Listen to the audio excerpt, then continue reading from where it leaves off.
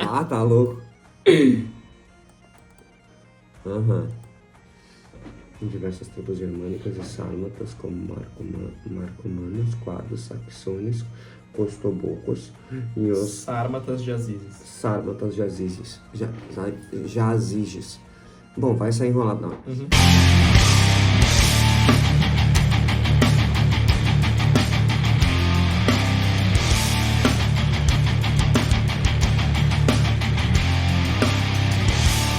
O reinado de Marco Aurélio ainda enfrentou as duríssimas guerras marcomanas, né? Os marcomanos eram um conjunto de tribos ali da região dos Balcãs, região na Europa que fica ali Hungria, Bulgária, aquela região ali que a gente chama de Balcãs ali. Ali ficavam as tribos marcomanas. Essa foi a principal e mais prolongada série de conflitos do reinado de Marco Aurélio, definindo sua vida militar e pessoal. Aqui ele vai condensar todo o seu vasto conhecimento filosófico, tendo as dificuldades extremas vividas em loco, lá no campo de batalha, como catalisadores da teoria filosófica em ação prática de vida. E nesse processo de pegar a teoria estoica, o estoicismo que ele vinha estudando desde muito novo, parece que ele foi testado. Não, então agora tu vai ficar aqui no meio da neve e o pau vai cantar e vamos ver do que tu é feito. E isso catalisou, né? E através desse processo, o Marco vai produzir uma das maiores joias da filosofia estoica, o livro Meditações, como nós vamos ver mais adiante em detalhes, ainda não. Diversas tribos germânicas e sármatas, como marcomanos, quados, saxões, costobocos e os sármatas jaziges, começaram a pressionar as fronteiras do Danúbio, invadindo as províncias romanas da Panônia, Dácia e Nórica, e até mesmo ameaçando a própria Itália. Com as legiões enfraquecidas pela peste antonina, Roma se viu em uma situação precária. Tribos bárbaras, talvez percebendo a fraqueza romana, lançaram ataques em grande escala. Houve até uma notável invasão que alcançou a Aquileia, no norte da Itália, algo que não acontecia há muitos séculos. Marco Aurélio, agora imperador único, dedicou os últimos 12 anos do seu reinado, né, que foi ali de 69 a 180, quase inteiramente a essas campanhas. Ele passou a maior parte desse tempo nos acampamentos militares ao longo do Danúbio, longe do luxo de Roma, vivenciando as duras realidades da vida militar, botando em prática o estoicismo. Né? Sofrendo. Né? Sofrendo na carne. Embora não fosse um general de campo no sentido de um comandante versado em táticas de batalha, Marco Aurélio supervisionava as campanhas e estava sempre junto das tropas e dos seus generais, a quem dava grande autonomia nas manobras em campo. Tomava decisões estratégicas, arrecadava fundos, chegando inclusive a leiloar seus bens pessoais e os bens imperiais para financiar a guerra, e recrutava novas tropas, inclusive chamando gladiadores e escravos libertos, algo incomum e até desesperado, né? Tamanho era a dramaticidade dessas guerras marcomanas, porque as legiões... Morreu muita gente de peste, então as legiões elas estavam muito enfraquecidas, né? Na verdade, pouca gente, né? Inclusive, uma curiosidade também, galera, sobre isso, que em Roma, logo ali em 193, 13 anos, então, após a sua morte, foi construída a coluna de Marco Aurélio, para comemorar as suas vitórias nessas guerras. E seus relevos detalham as brutais campanhas contra as tribos germânicas, né, os bárbaros ali, incluindo a famosa Chuva Milagrosa, que salvou uma legião romana da sede. Isso aí, se eu não me engano, tem essa história, acho que o Grimal fala também no livro dele, que o Marco fez uma oração no meio das tropas, assim, e caiu um raio, alguma coisa assim, numa árvore, começou um temporal, e as tropas gostavam muito dele, né? E isso aí, para eles, foi também um sinal de que, não, o imperador, ele realmente... ele tem um molho, ele tem um molho.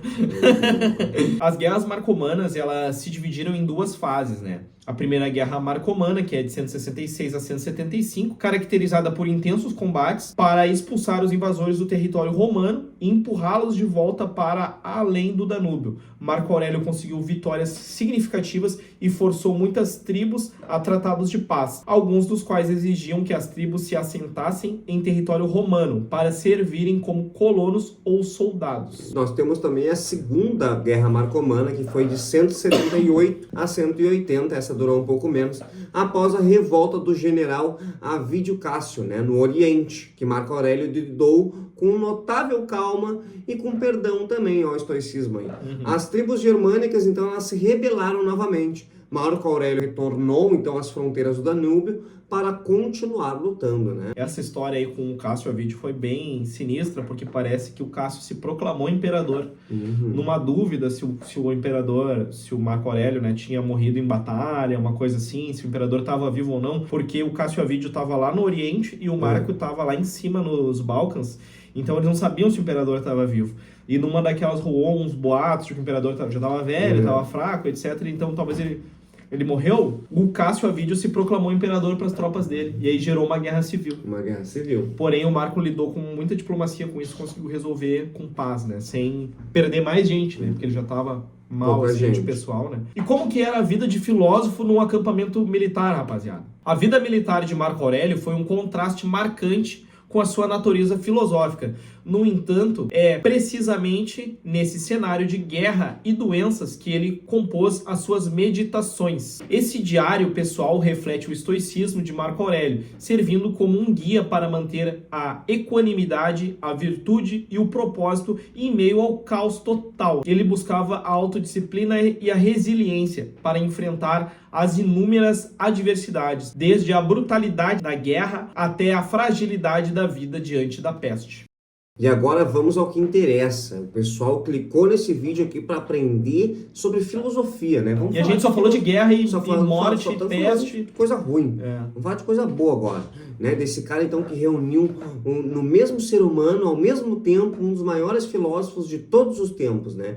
O homem mais poderoso da sua época, sendo lembrado até hoje como um dos 5 bons imperadores, né? Um dos maiores imperadores que Roma já teve, com certeza. Isso é com certeza. Vamos falar então da relação de Marco Aurélio com a filosofia. A vida do imperador Marco Aurélio é inseparavelmente ligada à filosofia e praticamente ao estoicismo. Ele não foi apenas um governante, mas um dos mais notáveis filósofos reis da história, vivendo e aplicando os princípios da filosofia estoica no seu dia a dia do seu reinado. A sua obra, As Meditações, que no original ele nunca escreveu esse livro para publicar, né? Ele escreveu, isso era o diário dele, então estava escrito lá na capa, para mim mesmo, né?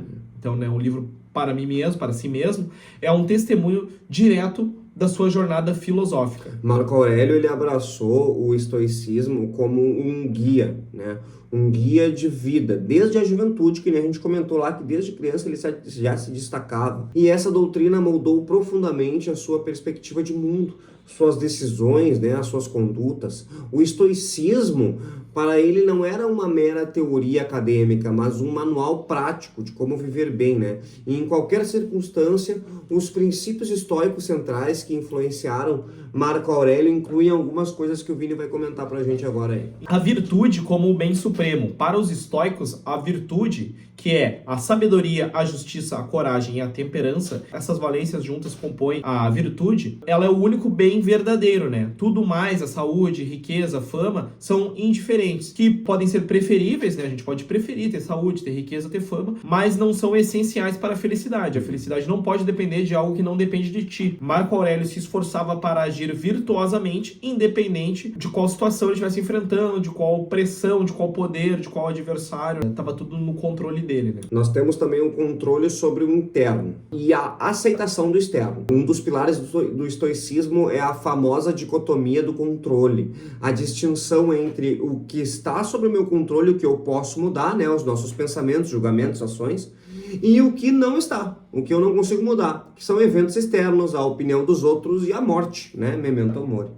Marco Aurélio, constantemente, ele se lembrava de focar apenas no que podia controlar, aceitando com equanimidade o que não podia. Isso era crucial para lidar com as adversidades do império, como guerras, pragas, né? As traições que tinha na época. A razão e a natureza. Os estoicos acreditavam que o universo é governado por uma razão divina, que era o logos grego. Lá os gregos já falavam isso, né? Que o universo ele não era caos, mas ele era a ordem, ele tinha o logos por detrás. Que viver de acordo com a natureza é viver racionalmente. Para Marco Aurélio, isso significava entender seu lugar no cosmos e agir em harmonia com a ordem universal, aceitando o seu destino e cumprindo o seu dever como ser humano e, no caso dele, como imperador. Nós temos também a impermanência de todas as coisas, a consciência, né, a transitoriedade da vida, do poder e de todas as coisas materiais. Isso é um tema recorrente no livro Meditações. Essa reflexão sobre a morte, que é o nome do nosso canal, Memento Mori,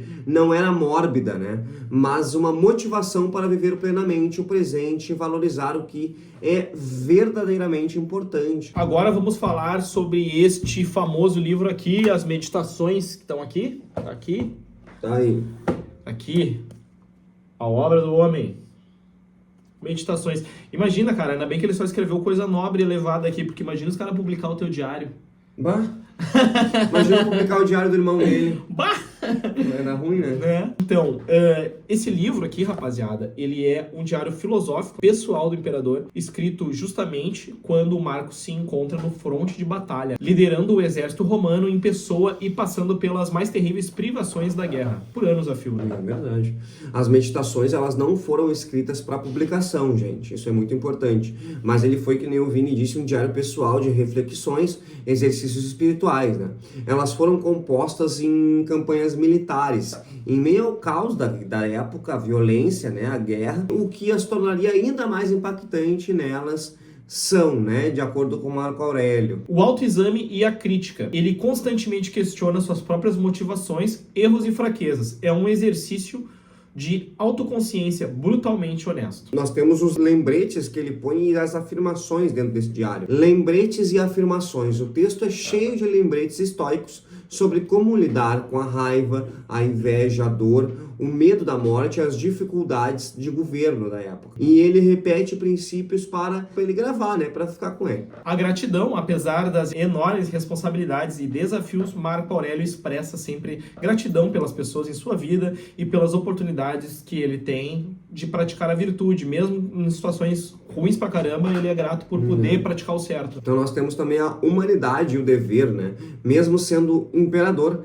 ele reconhecia a fragilidade humana, né? O dever de servir a comunidade e a humanidade no seu geral, né, galera? Exatamente. Ele era um cara do E amor. agora, rapaziada, a gente vai ler um trechinho aqui do livro, né?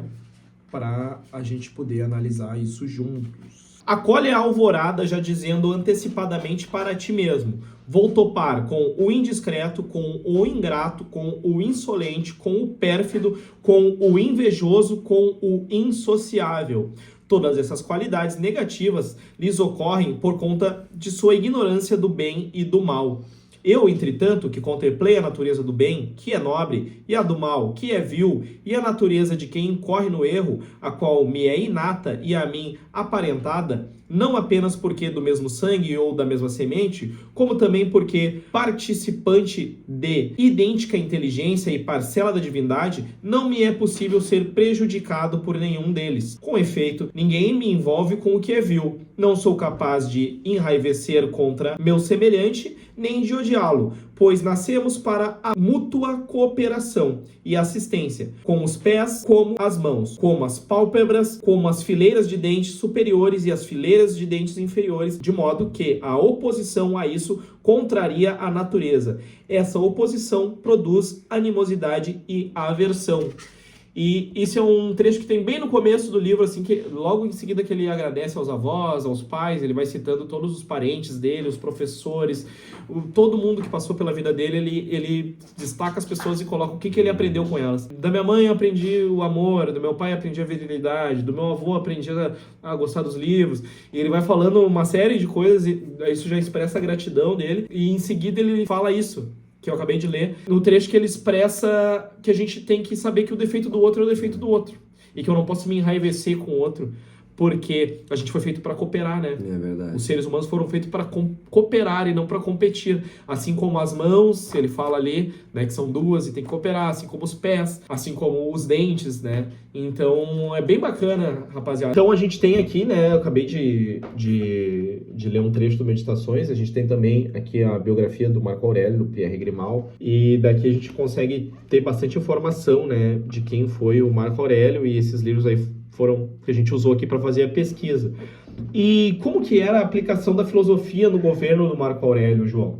Marco Aurélio, então, e ele tinha essa face filosófica, né? Ele não se limitava à sua vida privada. Ele se estendia diretamente à sua maneira de governar. Então, ele buscava ter justiça e equidade, né? Os seus princípios estoicos o impeliam a ser um governante justo e equitativo.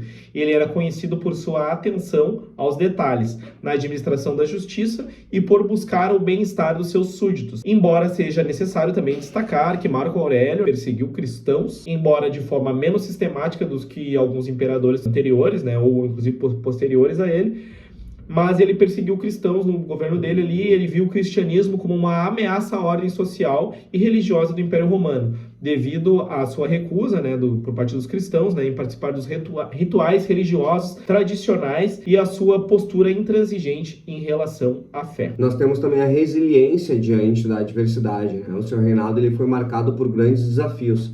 A peste antonina, que foi uma grande epidemia que assolou o Império Romano entre 165 e 180, durante o reinado dos imperadores de Marco Aurélio e Lucivero, né?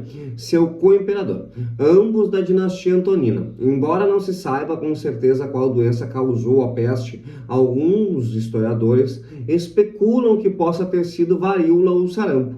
A epidemia foi descrita pelo médico grego Galeno e por isso também é conhecida como peste de Galeno. A teoria mais aceita foi que a peste foi trazida pelas tropas que retornaram do Oriente após as guerras contra os partas, né, galera? Marco também enfrentou uma guerra marcomana, né, aquela que a gente tinha comentado, né, que foi uma série de conflitos com as tribos germânicas e as diversas e infindáveis intrigas da corte. O estoicismo capacitou, então, Marco, né, a enfrentar essas provações com serenidade, determinação e sem deixar levar pelo desespero ou pela crueldade. Ele também demonstrou no seu reinado a temperança e a moderação, que eram características dele, também um apreço ao dever e ao serviço. A filosofia o lembrou constantemente do seu dever para com Roma e o seu povo, não como um fardo, mas como uma responsabilidade nobre e inevitável. Como um bom general, o imperador teve sua morte em campo de batalha, né, galera? Isso que é muito interessante. Marco Aurélio, infelizmente, né, pena que não é eterno, morreu em 180 ali, provavelmente em Vindobona, né, que é a atual Viena hoje. Na Áustria. Isso aí. Em meio a uma campanha militar contra os quados e marcomanos. Ele foi o último dos 5 bons imperadores de Roma, né? E sua morte no campo de batalha marcou o fim da Pax Romana, a paz romana, né? Aquele período ali. Um período de relativa paz e prosperidade que havia durado quase um século aí, né? Foi onde Roma se expandiu, né? Exato. Cresceu. O Marco, ele é chamado do último dos 5 bons imperadores.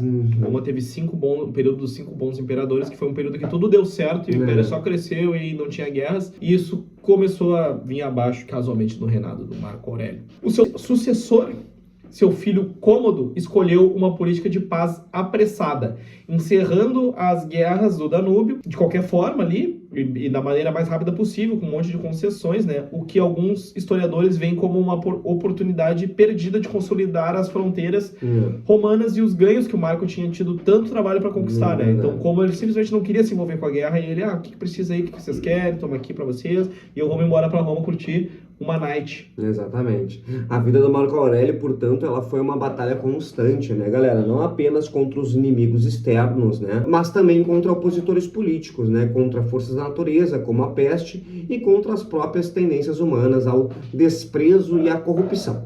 Tudo isso enquanto ele se esforçava para viver de acordo com os seus elevados ideais filosóficos. Vamos falar agora do legado do rei filósofo. A vida de Marco Aurélio demonstra que a filosofia pode ser uma força motriz poderosa na vida de um líder, guiando-o através das complexidades do poder e das adversidades. Ele personificou a ideia platônica do filósofo rei, alguém que busca sabedoria e virtude para governar de forma justa e eficaz. Suas meditações continuam a ser uma das obras mais lidas e influentes da filosofia estoica, oferecendo vários insights atemporais sobre como viver uma vida significativa e virtuosa, independentemente do cargo, né, ou das circunstâncias que tu tem na tua vida. Particularmente, o Marco Aurélio é o filósofo que eu mais gosto, desde que eu descobri a obra dele. A gente, às vezes, acaba estudando o Marco Aurélio como imperador ali e tal, mas acessar ali a obra, as meditações, é muito interessante e é um bom livro pra se ter do lado da cama, rapaziada. Ele é quase que um livro... Sabe aquele livrinho de salmo que tu abre em qualquer lugar e pá, lê uma página aleatória, ele funciona bem pra isso. É isso, esperamos que tenha agregado aí pra quem ficou até agora, né, nesse vídeo que a gente produziu pra vocês. Aguardamos aí o feedback nos comentários, quem quiser sugerir temas aí fica à vontade. Considerações finais, meu amigo João. Galera, sabe, né, aquela mesma coisa de sempre, curte, compartilha, comenta, manda pro papagaio, pra namorada, pro cachorro. Vamos lá, vamos pra cima. Acorda pra vida, cachorro!